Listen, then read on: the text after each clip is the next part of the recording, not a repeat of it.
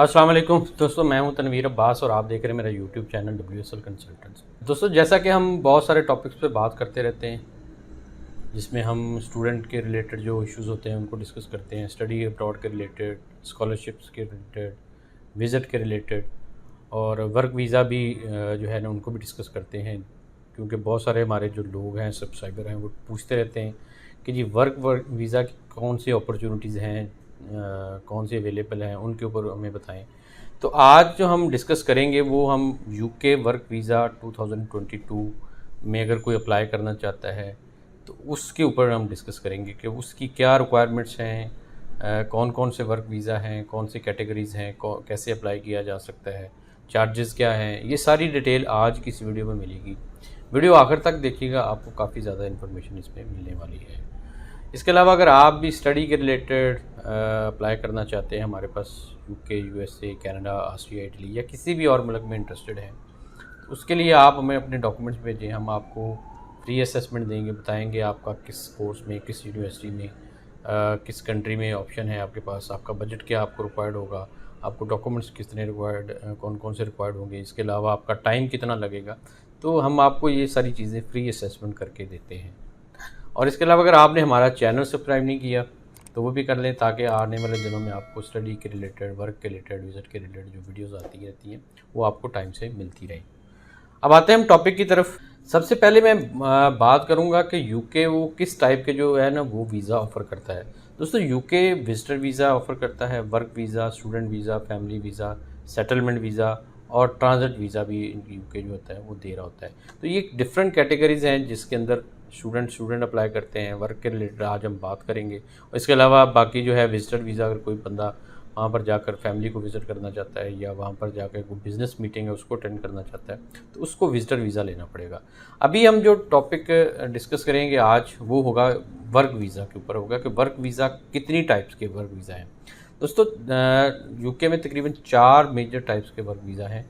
सबसे पहला है लॉन्ग टर्म वर्क वीज़ा जिसको कहते हैं। शॉर्ट टर्म वर्क वीज़ा एक होता है जिसमें थोड़े से टाइम के लिए अगर कोई आपका काम है, वहाँ पर आपको 2 4 5 माह की असाइनमेंट है कोई, तो फिर आप शॉर्ट टर्म वर्क वीज़ा आपको लेंगे। तीसरी कैटेगरी आ जाती है इन्वेस्टर बिजनेस डेवलपमेंट वीज़ा। ये वो कैटेगरी है जिसमें अगर आपने जाकर वहाँ पर कोई इन्वेस्टमेंट करनी है, कोई कंपनी है जिसमें आपने कोई जिसका कोई पोर्शन ख़रीद लिया, या आपने वहाँ पर नई कंपनी सेटअप की है, या किसी कंपनी की कोई ब्रांच सेटअप की है, तो देन आपको इन्वेस्टर या बिज़नेस डेवलपमेंट वीज़ा रिक्वायर्ड होगा। इसके अलावा आपको अदर वर्क वीज़ाज़ होते हैं जो इनसे हटके हैं, डिफरेंट काइंड्स के हो सकते हैं, जो कि आपको कोई ना कोई कंपनी अगर स्पेसिफिक जॉब के लिए हायर करती है तो वो अदर वर्क वीज़ाज़ में आ जाते हैं।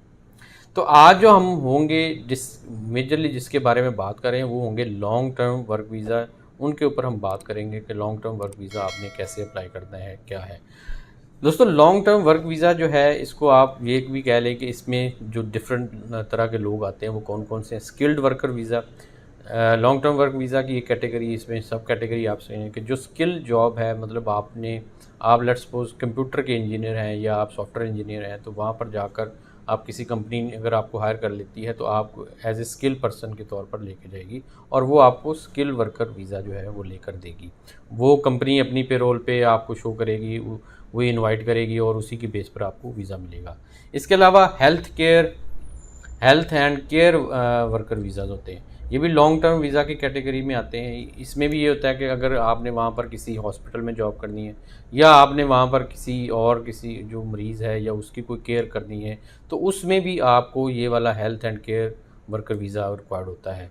ये visa national health sciences department के अंडर वर्क वीज़ा के तौर पर मिलता है। बेसिकली इस वीज़ा के लिए यूके डॉक्टर, नर्सेज और जो मेडिकल स्टाफ है उनको हायर करता है और वहाँ पर जाकर वो लोग काम करते हैं। अब आते हैं इंट्रा कंपनी वर्क वीज़ा। अगर आप किसी मल्टीनेशनल कंपनी में जॉब कर रहे हैं तो उनका ऑफिस यूके में है, तो वो आपको जो है वो कंपनी जो है वहाँ पर भेजना चाह रही है, आपको यूके में भेजना चाहिए, तो वो देन आपको इंट्रा कंपनी वर्क वीज़ा जो है वो लेकर देगी। इसको बोलते हैं इंट्रा कंपनी वर्क वीज़ा। इसके बाद आ जाता है चौथी मेन, इसमें एक और कैटेगरी है minister of religion work visa. दोस्तों, यूके में अगर आपको रिलीजियस जॉब मिल जाती है और आप किसी मस्जिद में इमाम लग जाते हैं या किसी क्रिश्चियन कम्युनिटी में आप किसी चर्च में जाकर काम करना चाहते हैं, तो आपको देन जो है minister of religion work visa के रिलेटेड ही कैटेगरी में आपको फॉल करेगा, और ये भी लॉन्ग टर्म वर्क वीज़ा होता है, और इसमें जाकर आप रिलीजियस रिलेटेड है जॉब, ये वाला काम करेंगे। दोस्तों यूके का जो वर्क वीज़ा है ये बेसिकली पॉइंट सिस्टम है। यूके में वर्क परमिट आपको ऐसे ही नहीं मिल जाता कि आप अप्लाई करेंगे। अगर आप की बेसिकली एप्लीकेशन जो होती है उसको वो पॉइंट्स के ऊपर एनालिसिस करते हैं। ये इसके ऊपर लंबी एक इन्फॉर्मेशन है, लंबी डिटेल है कि वो पॉइंट्स कौन कौन से वाले होते हैं, लेकिन ऑलरेडी इसके ऊपर हम जो है एक वीडियो बना चुके हैं। लेकिन ये है कि इसकी सिलेक्शन जो होती है, अगर आपकी जो एप्लीकेशन सबमिट होती है तो आपकी सिलेक्शन जो है वो पॉइंट बेस में होगी, जिसमें आपकी लैंग्वेज के पॉइंट्स होते हैं, जिसमें आपकी एज के पॉइंट्स होते हैं, आपकी टेक्निकल स्किल्स के पॉइंट होते हैं। इसके अलावा वहाँ पे जॉब मार्केट में रिक्वायरमेंट्स क्या है उनकी भी पॉइंट्स होते हैं। तो ये सारी चीज़ें मिलकर एक जो है आपका पॉइंट बनाती है। अगर आप उसके अंदर उनको लगता है कि आप फॉल कर गए हैं, आप उस कैटेगरी में आ गए हैं जहाँ पे आपको वीज़ा दिया जाए, तो देन आपको वीज़ा आपको मिल जाता है। अब एक हमारा जो क्वेश्चन होता है स्टूडेंट की तरफ से या जानने वालों की तरफ से कि यूके में स्किल्ड वर्कर वीज़ा की वैलिडिटी कितनी होती है। दोस्तों यूके में वर्क परमिट की वैलिडिटी आपकी जॉब टाइप और वीज़ा जो आपको मिला है उसके ऊपर डिपेंड करती है। नॉर्मली आपको 2 साल का वीज़ा मिलता है, लेकिन अगर आप intra company transfer work permit पर यूके जाते हैं तो उसकी वैलिडिटी 5 साल तक हो सकती है। यानी डिपेंड करता है, अगर आप का वीज़ा या आपकी जॉब जितना आपका साथ कंपनी का कॉन्ट्रैक्ट है उसी टाइम तक की वैलिडिटी रहती है। वो अगर एक्सटेंड होता जाता है तो देन आपकी वीज़ा की टाइम भी एक्सटेंड हो जाएगा। अगर आपका वीज़ा एक्सपायर हो जाए तो क्या किया जाता है। दोस्तों अगर आपका वीज़ा एक्सपायर हो जाए तो लीगली आप यूके में काम करने के लिए एलिजिबल नहीं लेते। लेकिन अगर आप अपना वीज़ा या तो किसी और कंपनी के साथ कनेक्ट हो जाते हैं, किसी और कंपनी से जॉब ऑफ़र आपको मिल जाती है और आप अपना वीज़ा उस कंपनी के थ्रू ले लेते हैं, तो देन आप वहाँ पर स्टे कर सकते हैं, काम कर सकते हैं। अदरवाइज़ आपको फिर जो है वापस आना पड़ता है। ये आपको जो है वहाँ एक्सपायर होने के बाद आप इल्लीगली वहाँ पर काम नहीं कर सकते। अगर यूके में आपने पीआर लेनी है तो क्या वर्क वीज़ा जो है वो पीआर में कन्वर्ट हो जाता है। दोस्तों अगर आप लीगली वर्क परमिट पर यूके जाते हैं और 5 साल वहाँ पर जॉब करते हैं तो आप परमानेंट रेजिडेंसी के लिए एलिजिबल हो जाते हैं। जब आपको यूके में पीआर मिल जाता है तो फिर आपको किसी और वर्क वीज़ा की या किसी और कैटेगरी के वीज़ा की ज़रूरत नहीं होती। फिर आप बिल्कुल फ्री होते हैं और आप वहाँ पर रह भी सकते हैं, आ सकते हैं, वापस पाकिस्तान में भी आ सकते हैं या किसी और मुल्क जहाँ पे भी आपका होम कंट्री है वहाँ पर रह सकते हैं और जाकर यूके में काम भी कर सकते हैं। देन आपको किसी और किस्म की वीज़ा की ज़रूरत नहीं होती। अब आते हैं कि यूके वर्क वीज़ा अगर आपने लेना है तो कितना आपको उसके लिए पे करना पड़ सकता है, क्या उसके चार्जेस होंगे।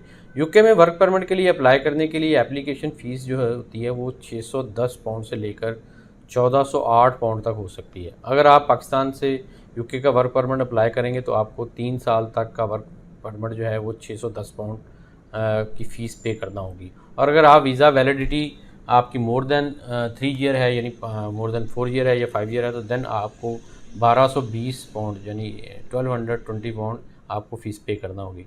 लेकिन आप अगर आपकी किसी ऐसी कंपनी में जॉब है जो कि जहाँ पर शॉर्टेज है लोगों की, जैसे पिछले दिनों ट्रक के ड्राइवर थे उनकी शॉर्टेज थी, तो देन आपको कंपनी फेवर दे सकती है कि वो आपकी फ़ीस जो है वो खुद से ही पे करके वो आपको एग्जेम्पशन मिल जाए और आपको ये 610 से लेकर 1220 पाउंड की फ़ीस जो है वो वेव हो जाए और आपका बचत हो जाए।